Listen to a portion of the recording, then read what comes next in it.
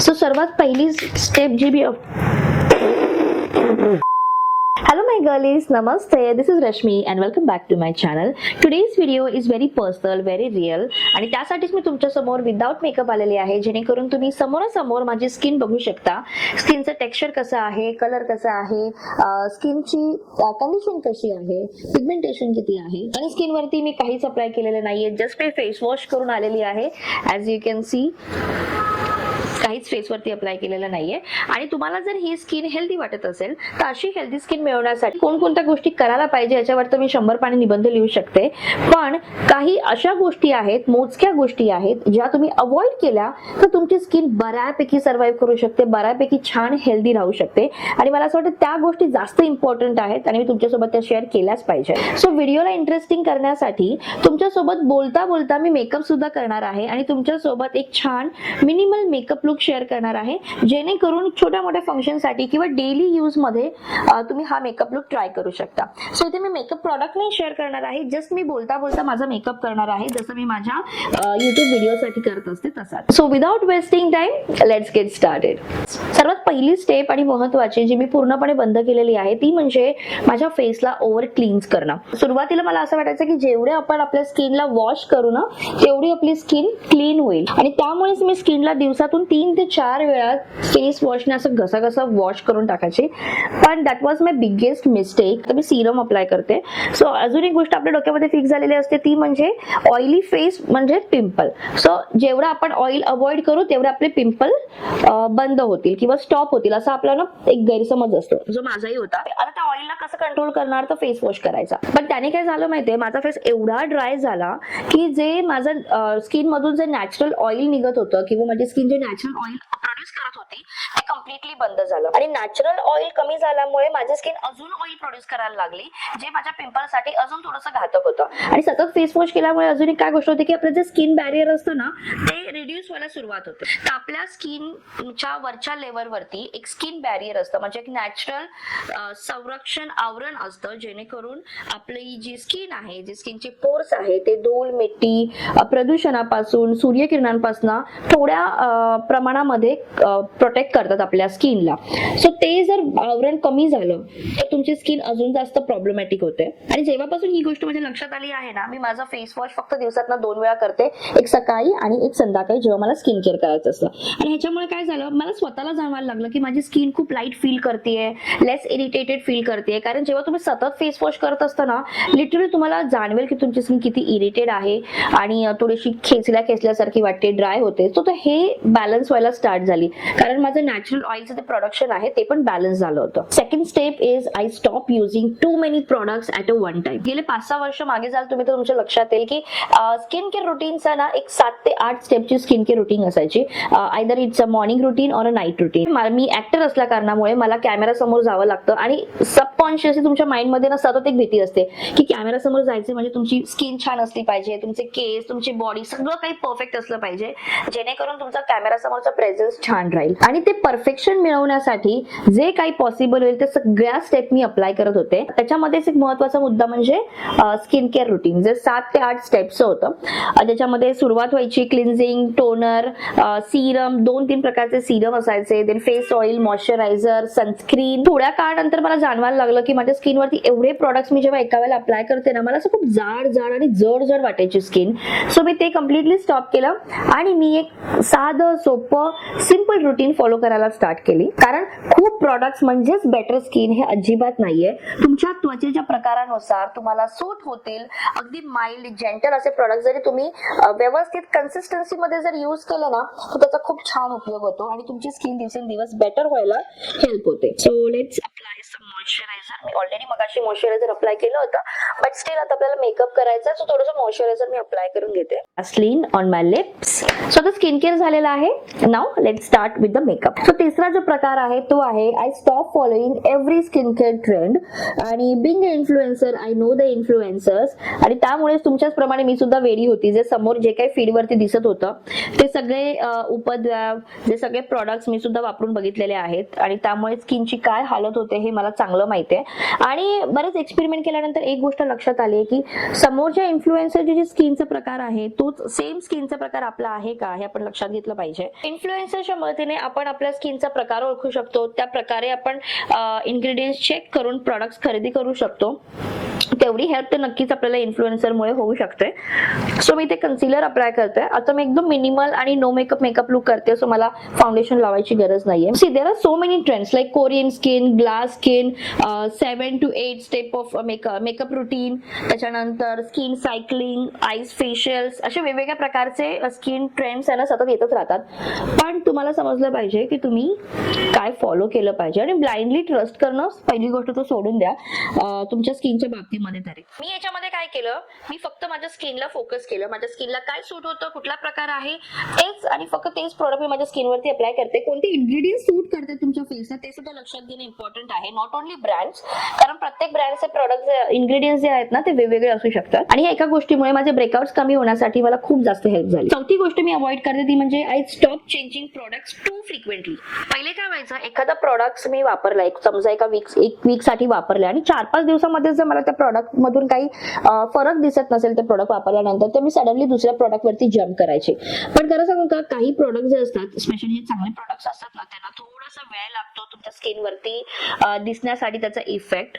कारण जर तुमची स्किन हिलिंग प्रोसेस मध्ये असते ना, तेव्हा ती सडनली चेंजेस तुम्हाला दिसणार नाही. तुम्हाला थोडासा वेळ द्यायला लागेल. ऍटलीस्ट 3 to 4 वीक्स तुम्ही ते प्रोडक्ट्स यूज केले पाहिजेत, जेणेकरून तुम्हाला एक विजिबल फरक जाणवेल तुमच्या स्किनवरती. आणि जरी तुम्हाला प्रोडक्ट चेंज करायचं असेल तर एका वेळी 2-3 प्रोडक्ट एकसाथ चेंज न करता एका वेळी एकच प्रोडक्ट चेंज करून बघा, जेणेकरून कुठल्या प्रोडक्टचा काय रिझल्ट आहे हे समजण्यामध्ये तुम्हाला हेल्प होईल. 3-4 प्रोडक्ट्स एकसाथ यूज केले तर तुम्हाला काही समजणार नाही की कुठल्या प्रोडक्टचा रिझल्ट चांगला आहे, कुठल्या प्रोडक्टचा रिझल्ट चांगला नाहीये. सो मी ते कन्सिलर अप्लाय करून घेतलंय आणि मी ब्रशच्या साइडने त्याला थोडंसं इव्हनली स्प्रेड करते. हाताने तर मी स्प्रेड केलंच होतं, सो ते ब्रशने स्प्रेड केलं ना तर ते व्यवस्थित सेट होईल.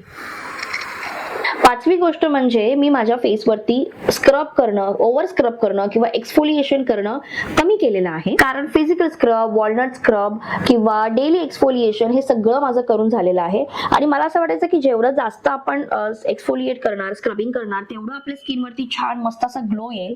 पण त्याच्यात झालं उलट. त्याच्यामुळे माझी स्किन जास्त डॅमेज झाली. जे स्किन बॅरियर असतं ते डॅमेज झालं, ग्लो तर नव्हताच आला.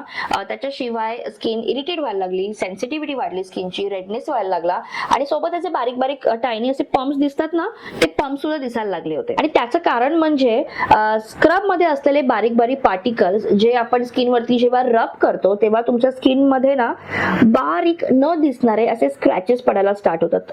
आणि त्याच स्क्रॅचेसमुळे तुमची स्किन इरिटेट होते, सेन्सिटिव्ह होते आणि मग तुम्हाला ब्रेकआउटचे प्रॉब्लेम्स पुन्हा सुरू होतात. त्यामुळे आता मी काय करते, मी आठवड्यातनं एकदाच एक्सफोलिएट करते आणि एक्सफोलिएशन साठी किंवा स्क्रब साठी मी माइल्ड किंवा जेंटल स्क्रबच यूज करते. जेंटल म्हणजे ज्याच्यामध्ये कमीत कमी केमिकल प्रोडक्ट्स असतील. आणि जेव्हा आठवड्यातनं एकदाच वापरायला सुरुवात केली ना, तेव्हा माझ्या स्किनवरती एक्झॅक्ट इफेक्ट छान यायला लागला.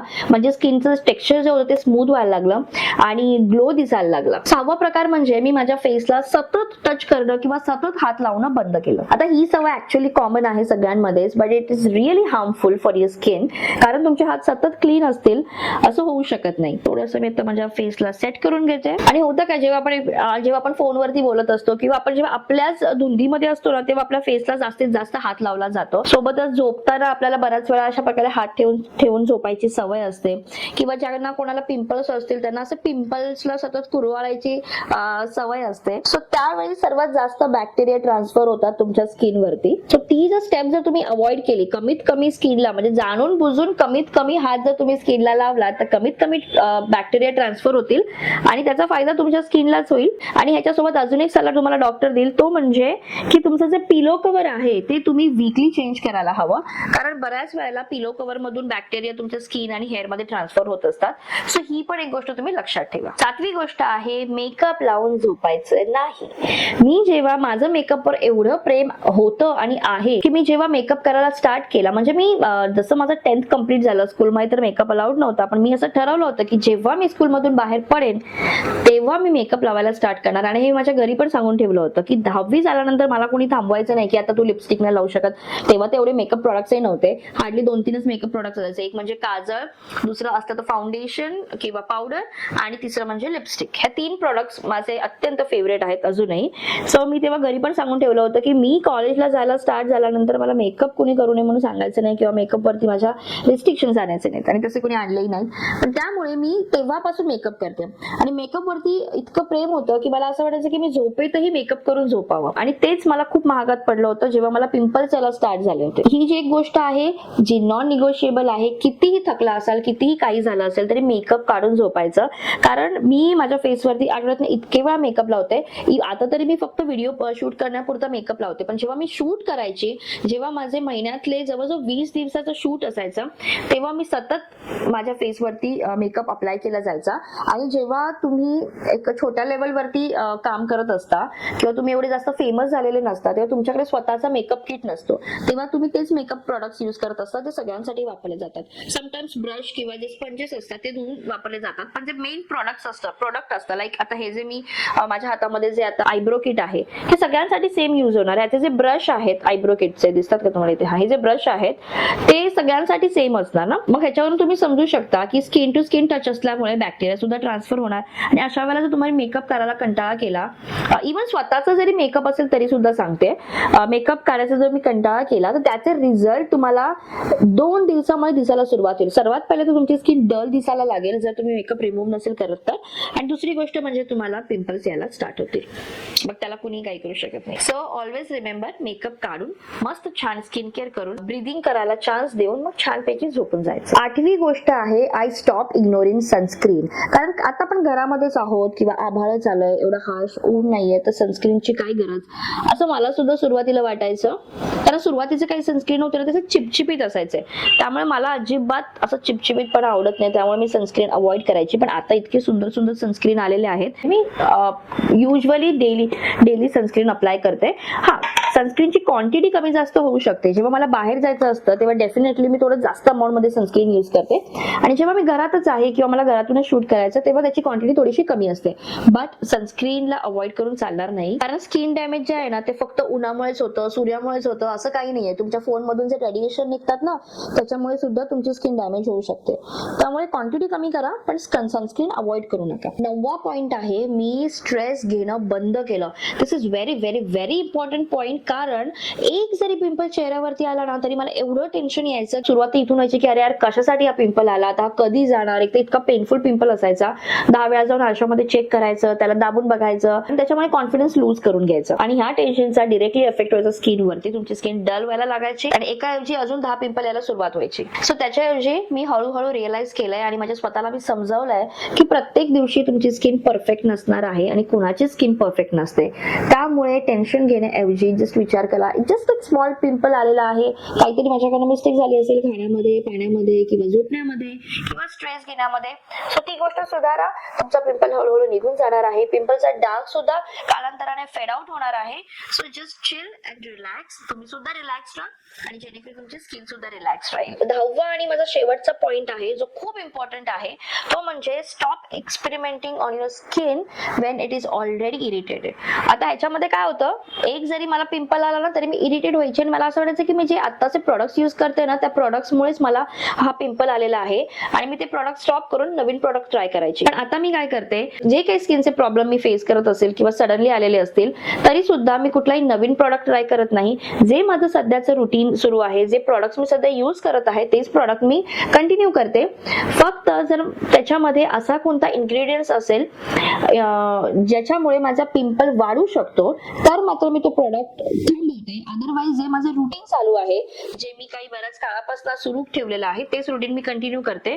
त्याच्यामुळे काय होईल, तुमची जी स्किन आहे तिला न्यू प्रोडक्टमुळे सडन शॉक मिळणार नाही आणि त्या पिंपलला, ब्रेकआउट्सला, तुमच्या स्किनला हील होण्यासाठी थोडासा वेळ मिळेल. सो हे होते माझे 10 पॉइंट्स. आता आपला मेकअप सुद्धा टुवर्ड्स एंड आलेला आहे. ब्लश अप्लाय करून झाल्यानंतर जो माझा फाउंडेशनचा ब्रश होता त्याला मी जस्ट अशा प्रकारे ना ब्लेंड करणार आहे, जेणेकरून आपल्याला थोडंसं ब्लशचा नॅचरल इफेक्ट परफेक्ट दिसेल. So as you can see ह्या पोर्शन वरती फक्त मी त्याला ब्लेंड करणार आहे. सो मी इथे कोणताही आय मेकअप केलेला नाहीये, मी फक्त इथे मस्कारा अप्लाय केलेला आहे, माझे आयब्रोज फील करून घेतलेले आहे, ब्लश लावलेला आहे, बेस लावलेला आहे. आणि आता वेळ आहे आपल्या लिपस्टिकची. सो लिपस्टिकसाठी मी एक लॅक्मेची ही लिक्विड लिपस्टिक यूज करणार आहे, ज्याची शेड आहे न्यूड लायटे 26. व्हेरी ओल्ड लिपस्टिक, त्याचं तुम्ही बघू शकता वरची प्रिंट सुद्धा निघून गेलेली आहे आणि त्याची क्वांटिटी पण संपत आलेली आहे. बट इट्स माय फेवरेट आणि तुम्ही लावल्यानंतर तुमच्या लक्षात येईल की का माझी फेवरेट आहे. So just apply brown lip colour lip liner first. आणि अजून एक गोष्ट सांगू का की अशा प्रकारचा चिटचॅट करून मेकअप करतानाचा माझा हा पहिलाच प्रकार आहे, त्यामुळे जे पॉइंट्स मला तुम्हाला सांगायचे होते ते तर मला लक्षात ठेवायचंच आहे, सोबत मला काय मी अप्लाय करते, कशा प्रकारे अप्लाय करते, त्या मेकअपकडे सुद्धा मला लक्ष द्यायचं होतं. सो व्हिडिओ थोडासा मेसी वाटू शकतो कारण माझा सुद्धा हा अशा प्रकारचा चिटचॅटचा पहिलाच व्हिडिओ आहे. सो आय होप तुम्ही मला सांभाळून घ्याल. आता आपण ही लिपस्टिक अप्लाय करूया. Very brownish nude kind of lipstick आहे आणि इतकी लाईट वेट आहे, डेली वेअर साठी तर परफेक्ट आहे. जेव्हा तुमच्या ओठांवरती काही तुम्ही अप्लाय केलं असं तुम्हाला वाटणारच नाही. प्लस अफोर्डेबल, आता तर त्याची किंमत खूपच कमी झालेली आहे. सो मला अजून एक सेम शेड ऑर्डर करावी लागणार आहे कारण आता ही संपत आली आहे. तुम्ही बघू शकता किती प्रिटी आहे ना शेड. सो अशा प्रकारे माझा मेकअप झालेला आहे आणि आता मी याच्यावरती सेटिंग स्प्रे यूज करणार नाहीये कारण हा जस्ट एक व्हिडिओसाठी केलेला मेकअप होता. जर मला बाहेर जायचं असेल तर मी सेटिंग स्प्रे याच्यावरती यूज करेल. मी युजली हायलायटर यूज करत नाही, पण येस तुम्हाला दाखवण्यासाठी मी डेफिनेटली हायलायटर यूज करते कारण थोड्या वेळाने ना माझ्या स्किन मधून थोडंसं ऑइल प्रोड्यूस होतं आणि नॅचरल ग्लो यायला स्टार्ट होते. सो जर मला हायलायटर यूज करायचं असेल तर हे लॅक्मेचं नवीन हायलायटर मी घेतलेलं आहे. क्रीम काइंड ऑफ हायलायटर आहे. तुम्हाला थोडासा इथे मी तुम्हाला फरक दाखवतो. ओनली हाय पॉइंट्स वरती थोडं असं बघू शकता. माझ्या नाकाच्या शेंड्यावरती थोडासा ग्लो आलेला आहे आणि मी इथे हायलायटर लावणं पसंत करते. सी द डिफरन्स, इथे नाहीये, इथे आहे. सो व्हेरी नॅचरल आणि सटल, नो चंकी पार्टिकल्स आणि अप्लाय करायला पण इझी आहे. सो या दॅट्स इट. अशा प्रकारे आपला मेकअप लुक कम्प्लीट झालेला आहे. आणि अजून एक गोष्ट म्हणजे अशा प्रकारचा चिटचॅट व्हिडिओ बनवण्याचा माझा पहिलाच एक्सपिरियन्स आहे, जिथे मला मेकअप सुद्धा करायचा आहे. आरशामध्ये बघून माझा मेकअप कसा सुरू आहे ते सुद्धा चेक करायचं आहे. प्लस मला जे काही मुद्दे मांडायचे होते ते सुद्धा मला साईड बाय साईड तुमच्यासोबत शेअर करायचे होते, सांगायचे होते. सो आय होप तुम्ही सांभाळून घ्याल अशी मी आशा करते. That's it. व्हिडिओ आवडला असेल तर चॅनलला सबस्क्राईब नक्की करा, व्हिडिओला लाईक करा आणि भेटूया पुढच्या व्हिडिओमध्ये. तोपर्यंत बाय बाय.